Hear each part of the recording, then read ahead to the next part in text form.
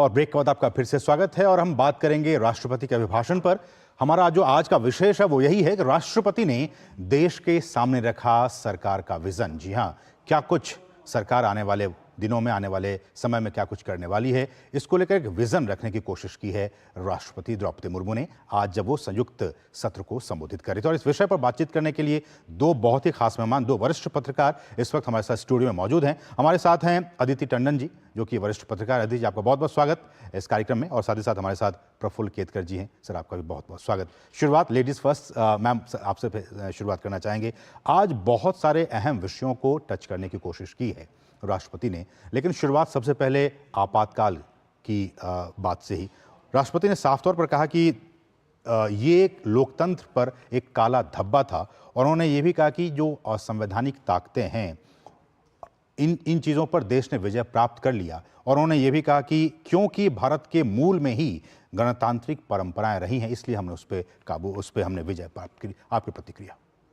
देखिए, आपातकाल को लेकर एक चल ही रहा है, एक नैरेटिव चल रहा है, एक बहस छिड़ी हुई है पूरे देश में। हमने कल देखा कि लोकसभा स्पीकर अध्यक्ष अपना पद ग्रहण करने के बाद उन्होंने एक रेजोल्यूशन मूव की जो कि हाउस ने अडॉप्ट की। उसी लाइन में आज राष्ट्रपति जी का जो अभिभाषण हुआ उसमें बहुत महत्वपूर्ण 2-3 बातें संविधान को लेकर जो कही गई, वो यही कही गई कि मूल में जो भारतीय मूल में डेमोक्रेसी है कि हम लोकतंत्र की जननी के रूप में पूरे विश्व में आज से नहीं बहुत देर से जाने जाते हैं। सभा और समिति का जो ट्रेडिशन है वो भारत में वेदों के वक्त से है, तो ये कोई नई चीज़ भारत के लिए नहीं है। और इंदिरा गांधी जिन्होंने आपातकाल इम्पोज किया था, उन्हें ये बात बहुत जल्द समझ आ गई थी। इसी वजह से फिर उन्होंने ये डिसाइड किया कि मैं अब रेजोल्यूशन करके अपना सारा इमरजेंसी की और एक फ्रेश इलेक्शन कॉल करूंगी। हालांकि उसी कंट्री ने फिर उनको वापस इलेक्ट भी किया। लेकिन कहने का मतलब ये है कि संविधान चर्चा में क्यों है, ये इसलिए भी चर्चा में है क्योंकि अभी अभी इलेक्शन होके हटा है और हमने देखा किस तरह विपक्ष ने संविधान को एक टूल की तरह इस्तेमाल किया। और हमने देखा कि 400 प्लस का जो स्लोगन था एनडीए सरकार का, उसको भी एक तरह से नैरेटिव बनाया गया कि इसलिए इस्तेमाल किया जा रहा है कि संविधान बदलना चाहते हैं। तो एक तरह से भाजपा ने भी एक काउंटर खड़ा किया है अपनी तरफ से कि आपको इन बातों को कहने का हक इसलिए नहीं है क्योंकि आपके जो तमाम नेता थे, स्पेशली इंदिरा गांधी, उन्होंने सबसे बड़ा प्रहार संविधान पे किया था। उसी लाइन में राष्ट्रपति जी का अभिभाषण देखा जाना चाहिए और एक बहुत महत्वपूर्ण माइलस्टोन है कि 50th ईयर इमरजेंसी का अब हम मार्क कर रहे हैं। तो ये कुछ यूं ही नहीं है, लोग ये कह सकते हैं कि पिछले जून 25 को ऐसा नैरेटिव क्यों नहीं क्रिएट किया गया। तो वजह ये है कि ये एक माइलस्टोन इवेंट है। 50 साल इमरजेंसी को हो गए हैं, तो रूलिंग पार्टी जाहिर सी बात है कि इस पे एक डिबेट खड़ा करना चाहेगी। और हमने देखा भी प्रफुल्ल जी कि जब राष्ट्रपति ये बोल रही थी तो सदन में किस तरह का माहौल बना। और इसको लेके कल भी हमने देखा कि बहुत से लोगों ने कमेंट किए कि भाई आप संविधान की प्रति को लेके हाथों में घूम रहे हैं, लेकिन आप ही के प्रेडिसेसर ने, आप ही की सरकार ने बीते सालों में क्या कुछ किया है। तो ये जो तरीका है वो सही नहीं है। जी बिल्कुल। देखिए, ऐसा है, प्रधानमंत्री जब ये सेशन शुरू हुआ था तब प्रधानमंत्री ने मीडिया के सामने आते हुए अपनी बात रखी थी और उन्होंने भी इमरजेंसी का उल्लेख किया था। फिर कल संसद में भी इसको लेकर नवनिर्वाचित स्पीकर ने उस पर एक प्रस्ताव रखा और आज राष्ट्रपति जी के अभिभाषण में ही आना, ये एक तरफ कांग्रेस की जो रणनीति थी संविधान की सैक्रोसैंक्ट होने के विषय पर भाजपा को और सरकार को, एनडीए गवर्नमेंट को घेरना, एक तरफ उसका भी काउंटर है। दूसरा, हमको ये भी ध्यान में रखना चाहिए कि आज का जो कांग्रेस का अलायंस का कुनबा है, उसमें से बहुत सारा हिस्सा जो है वो इमरजेंसी के विरोध में स्ट्रगल करके आया। मतलब मीसा भारती नाम ही मीसा से आया है। बिल्कुल। तो लालू प्रसाद की बेटी का नाम ही आपातकाल के विरोध में, जो आपातकाल का जो कानून बना था, उस नाम से आया है, उसका विरोध के तो नाम। ऐसे में कल हमने जैसे देखा कि जब ये प्रस्ताव चर्चा के लिए आया तो कांग्रेस छोड़कर बाकी कोई भी उनका गठबंधन का साथी इसमें उनके साथ खड़ा नहीं रहा। और यही कारण था शायद कि इसका अंदाज शायद कांग्रेस को था और इसी वजह से उन्होंने डिवीजन ऑफ वोट्स की मांग स्पीकर वाले चुनाव के संदर्भ में नहीं की। तो इस पृष्ठभूमि को समझते हुए हमको राष्ट्रपति के अभिभाषण को समझना चाहिए। लेकिन मैं थोड़ा सा बड़े फलक पर जब इसको देखता हूं तो मुझे ऐसा लगता है कि लोकतंत्र और भारत के जो हमारी एक तरह से इलेक्शन कमीशन जैसी एजेंस जो इंस्टीट्यूशंस है, कॉन्स्टिट्यूशनल इंस्टीट्यूशंस है, उनका महत्व, इस चुनाव प्रक्रिया का महत्व स्थापित करना, दूसरा पिछले 10 साल की उपलब्धियों को गिनाना, और तीसरा आने वाले समय की विजन को रखना। ब्रॉडली मैं आज के राष्ट्रपति जी के भाषण को मैं इन 3 हिस्सों में देखता हूं। अदिति जी, बहुत सारी, चूंकि हमने कहा कि विजन जो है उसको सामने रखने की कोशिश की है राष्ट्रपति ने। पेपर लीक एक बहुत बड़ा मसला था और उसको लेकर लगातार एक्शंस हो रहे हैं। राष्ट्रपति ने कहा साफ तौर पर कि दलगत राजनीति से ऊपर उठकर इसको लेकर संसद को एक सख्त कानून बनाने की जरूरत अब समय की मांग है कि वो उस कानून बनना चाहिए। देखिए, बहुत महत्वपूर्ण टिप्पणी राष्ट्रपति जी की तरफ से हुई है, और इससे जो जिसको कहते हैं जो यूथ जो इतना हैरेस्ड है इस टाइम, नीट यूजी में जिन्होंने अपना एग्ज़ाम दिया और कैंसिल नहीं हुआ एग्ज़ाम, तो उनको एक होप दिखी है, उनको एक आशा की किरण दिखी है कि आने वाले वक्त में उनके साथ कोई इंसाफ की उम्मीद है। सबसे इम्पॉर्टेंट ये भी है कि जो नेशनल टेस्टिंग एजेंसी है उसके चीफ को तो पहले ही हटा दिया गया है और उनको एक कंपल्सरी साइड में पोस्टिंग उनको अभी दी नहीं गई है, और एनटीए के पूरे किस तरीके से डिजी लॉकर जो कहते हैं कॉम्प्रोमाइज़ हो गया। देखिए, ये आज के अभिभाषण में राष्ट्रपति जी ने एक बहुत महत्वपूर्ण बात ये कही कि कम्युनिकेशन रेवोल्यूशन की जो एज है उसमें तरह तरह के चैलेंजेस आएंगे। उन्होंने हालांकि ये जिक्र किया कि डेमोक्रेसी पर, जो इंडियन डेमोक्रेसी पर प्रहार करने वाली ताकतें देश के अंदर और देश के बाहर दोनों सक्रिय हैं, लेकिन वो तो एक पॉलिटिकल पॉइंट है कि इस तरीके की ताकतें नेचुरली अग्रसर हैं, क्योंकि एक सशक्त भारत बहुत सी ग्लोबल ताकतों के फेवर में नहीं है, और ये सबको पता है कि कौन सी ताकतें चाहती हैं कि भारत दबा रहे या भारत में एक स्थिर सरकार ना हो, ये सब जानते हैं। लेकिन कम्युनिकेशन रेवोल्यूशन के और रिस्क क्या है? सबसे बड़ा रिस्क तो यही है कि आप ये एग्जामिनेशन के जो पेपर्स हैं जो डिजी लॉकर में सुरक्षित होने चाहिए थे, वो तमाम सोशल मीडिया चैनल्स पर अवेलेबल हैं, व्हाट्सएप पे शेयर हो रहे हैं, या जो भी सीबीआई ने आज ही अरेस्ट की हैं 2 नीट यूजी के संदर्भ में, तो पता लगेगा कि ये कैसे हुआ, कहाँ से लीक हुआ।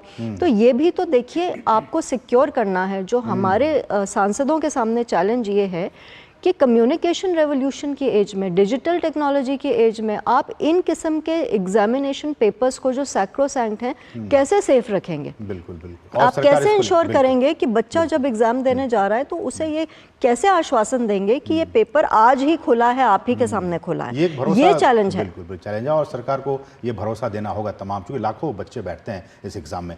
बहुत सारे मुद्दे राष्ट्रपति ने, प्रफुल्ल जी, जिक्र किया। उन्होंने कहा कि जो किसान भाई हमारे हैं उनके लिए भी बीते वर्षों में सरकार ने, और अभी कुछ दिन पहले भी, एमएसपी में बढ़ोतरी की है। कैसे देखते हैं इसको आप?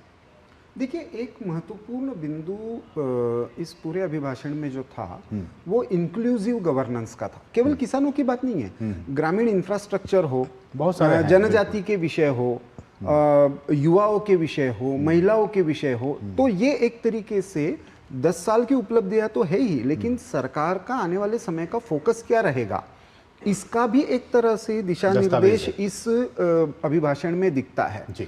और क्योंकि किसानों के विषय को लेकर आंदोलन भी खड़ा रहा, विपक्ष ने उसको भुनाने का भी प्रयास किया, तो ऐसे में और भी महत्वपूर्ण हो जाता है कि सरकार जब एमएसपी की कीमतें केवल घोषित करना नहीं, उसके डिसबर्समेंट को लेकर आंकड़े बता रही है, तो ऐसे में ये एक तरीके से पॉलिटिकल, क्योंकि राष्ट्रपति का अभिभाषण एक तरीके से सरकार की पूरी एक तरीके से कामकाज का लेखा जोखा होता है। तो ऐसे में ये पॉलिटिकल कम्युनिकेशन भी है कि हम जो भी आज के पिछड़े हैं, वंचित है, किसान है, युवा है, महिला, इन सबको कहीं ना कहीं एक इस इंक्लूसिव गवर्नेंस के मॉडल में आज हम एड्रेस कर रहे हैं। इसका भी एक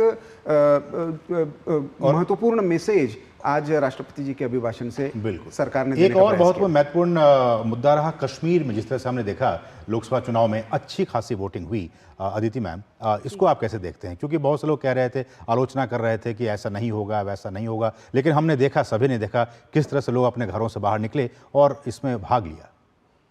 देखिए ये एक बहुत ही शुभ संकेत है लोकतंत्र के लिए, और खासकर 370 हटाने के बाद, क्योंकि ये पहला चुनाव ऐसा हुआ है वादी में, तो ये एक इम्पॉर्टेंट इंडिकेटर है कि लोगों में एक तरीके से लोकतांत्रिक प्रथाओं की तरफ फिर से एक उम्मीद जागी है। लोग अपने घरों से निकल के अपनी आवाज़, जिसको कहते हैं कि you have to stand to be counted, तो ये एक बहुत शुभ संकेत है। इससे क्या होगा कि जितनी भी वहाँ अलगाववाद की ताकतें हैं वो नेचुरली मार्जिनलाइज होती जाएंगी। लेकिन क्योंकि सेपरेटिस्ट का एजेंडा क्या रहता था, आपको याद होगा, जब जब चुनाव वादी में होता था या जम्मू कश्मीर में होता था, तो जितने भी सेपरेटिस्ट लीडर्स थे, सैयद अली शाह गिलानी, तो वो बॉयकॉट की कॉल देते थे। उसके बाद एक नेचुरल सा पैटर्न शुरू हो जाता था कि कोई निकल के आ रहा है तो उसे गोली मार दीजिए, कोई अपना पर्चा भर रहा है तो उसे जान से मार दीजिए। तो ये एक दहशत का वातावरण क्रिएट होता था।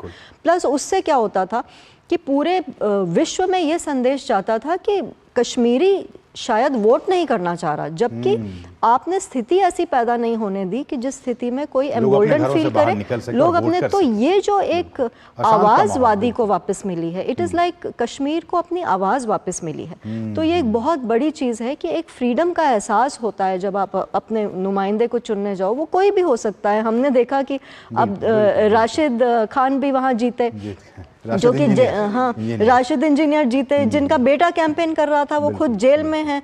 पंजाब में अमृतपाल जी जीते, खदूर साहब से, वो जेल में हैं। तो इस देश के लोकतंत्र की यही खूबसूरती है कि हर तरह की वॉइसेस, हर तरह की आइडियोलॉजी के लोग संसद में आए हैं इस बार। बिल्कुल, और ये भी बहुत अच्छी एक खूबसूरत पहल है। लेकिन प्रफुल्ल जी, नॉर्थ ईस्ट का भी जिक्र किया राष्ट्रपति ने। उन्होंने कहा कि देखिए, एप्सपा को जैसे जैसे चीज़ें अब सुधरती जा रही हैं, लगातार उसको हटाने का काम भी किया जा रहा है। देखिए, नॉर्थ ईस्ट के बारे में आपको भी पता है, मीडिया में कहा जाता था टायरनी ऑफ डिस्टेंस है। नो, एक ऐसा अंतर है कि वहाँ पे कुछ गलत हो रहा है, कुछ निगेटिव है तो ही खबर बनती है दिल्ली में, अन्यथा नॉर्थ ईस्ट गिनती में ही नहीं है। लेकिन आज जो बदलाव है वहाँ पे, चाहे इंफ्रास्ट्रक्चर की फैसिलिटी हो, वहाँ के cultural icons, symbols, freedom fighters, उनको उचित स्थान देना हो, और क्योंकि केंद्र सरकार के सारे महत्वपूर्ण डिपार्टमेंट्स आज वहाँ पे जाकर बैठकें कर रहे हैं, वहाँ के सारे नॉर्थ ईस्ट के स्टेट्स में जाकर 60 से ज्यादा बार जा चुके हैं नॉर्थ ईस्ट। पीएम तो जा ही रहे हैं, और वो एक महत्वपूर्ण मैसेज है ही। लेकिन उसके साथ साथ सारे मंत्रालयों की बैठकें वहाँ जाकर हो रही है। वहाँ के इश्यूज को वहाँ के पर्सपेक्टिव से एड्रेस करने का प्रयास हो रहा है। और इसी कारण से जो तथाकथित विघटनकारी शक्तियाँ थी, कुछ सेपरेटिस्ट ग्रुप्स थे, आज हम देख रहे हैं कि वो बहुत सारे हथियार डालकर इस लोकतांत्रिक प्रक्रिया में आ गए हैं। उन्होंने शांति का प्रस्ताव रखा है, सरकार के साथ कोई ना कोई एग्रीमेंट साइन किया है, या पॉलिटिकल पार्टी फॉर्म करके आए हैं।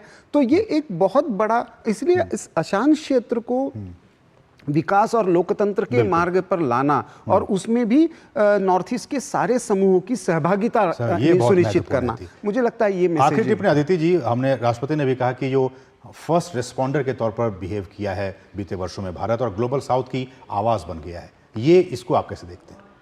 नहीं, देखिए, भारत ने बहुत से पहलुओं पर बहुत सी पहल की है। जैसे कि सबसे इम्पोर्टेंट तो क्लाइमेट चेंज ही ले लीजिए आप, कि जैसे हमने जाकर अपनी बात रखी, प्रधानमंत्री ने पंच अमृत का एक स्लोगन दिया विश्व के पटल पर जाकर, और प्लस हम जिस तरीके से श्री अन्न को प्रमोट कर रहे हैं, तो हम फ्यूचर में देख रहे हैं। प्लस हम सोलर अलायंस की तरफ बढ़ रहे हैं। ऑलरेडी हमने पीएम सूर्य घर योजना अपने देश में लागू कर दी है, लोगों ने रजिस्टर करना शुरू कर दिया है।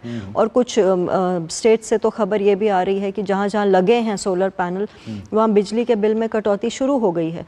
तो ये जो ट्रांजिशंस हैं, क्लीन एनर्जी की तरफ हो, या इथेनॉल ब्लेंडिंग की बात हो, या कि श्री अन्न हो, तो ये जो बहुत बड़ी बड़ी पहल, और योगा हम ना भूलें कि हमारी सॉफ्ट पावर का एक हिस्सा है। अभी अभी योगा डे सेलिब्रेट हुआ है। तो ये सब जो बातें हैं, प्लस जो इंडिया का रिस्पांस है यूक्रेन के युद्ध से, रशिया यूक्रेन युद्ध के टाइम से ही देखेंगे कि किस तरीके से एक कॉरिडोर बना, जिसके थ्रू इंडियन स्टूडेंट्स ही नहीं, पाकिस्तानी स्टूडेंट्स भी उसमें से निकल के वापस सेफ्टी की तरफ आए। तो भारत की आवाज़ को लोग अब सीरियसली लेने लगे हैं, सीरियसली ले रहे हैं, इसमें कोई दोहराए नहीं है। आज अभिभाषण में राष्ट्रपति जी ने ये मेंशन किया कि आने वाली सदी भारत, ये सदी भारत की सदी है, आने वाला इरा भारत का इरा है। तो इसमें कोई शक, अभी शक की गुंजाइश नहीं। जो कद है अंतर्राष्ट्रीय मंचों पे वो लगातार बढ़ता जा रहा है और इसलिए हम कह सकते हैं कि आज का जो अभिभाषण रहा वो एक नए विजन और एक नए विश्वास का हम कह सकते हैं कि अभिभाषण रहा। बहुत बहुत शुक्रिया आप दोनों मेहमानों का, प्रफुल्ल जी आपका भी और अदिति मैम आपका भी स्टूडियो में आने के लिए और हमसे बातचीत करने के लिए बहुत बहुत शुक्रिया। बढ़ेंगे आगे, रुकेंगे बहुत ही छोटे से ब्रेक के लिए। आप देखते रहिए DD न्यूज़।